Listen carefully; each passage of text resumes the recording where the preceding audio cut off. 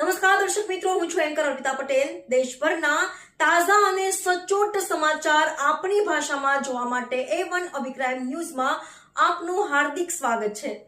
હવે જોઈએ મુખ્ય સમાચાર. કચ્છ ભુજ તાલુકાના લોરિયા પાસે દેશી બંદૂક સાથે યુવાન ઝડપાયો. એલસીબીએ કાર્યવાહી કરી. પશ્ચિમ કચ્છ ભુજની લોકલ ક્રાઇમ બ્રાન્ચે માધાપર પોલીસ સ્ટેશન વિસ્તારમાંથી ગેરકાયદેસર હથિયાર સાથે કિસમને પકડી પાડ્યો છે.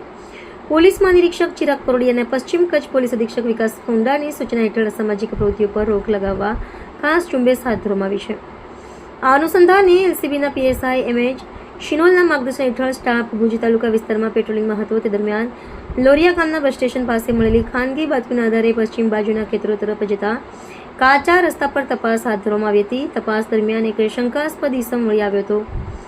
તેની પાસે તપાસ કરતા એક દેશી હાથ બનાવટની સિંગલ બેરલ બંદૂક મળી આવી હતી. બંદૂક રાખવા અંગે કોઈ લાયસન્સ અથવા પરમિટ રજૂ ન કરી શકતા પોલીસ દ્વારા તેને કાબૂમાં લેવામાં આવ્યો હતો. આરોપી પાસેથી 2 ફૂટેલ અને 5 જીવતા કાર્ટીજ પણ કબજે કરવામાં આવ્યા હતા.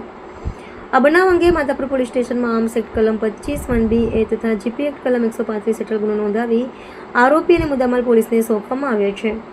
પકડાયેલ આરોપી અનવર ઉર્ફે આરિફ હાજી મેર. રિપોર્ટર ભરત ઠાકોર, કચ્છ.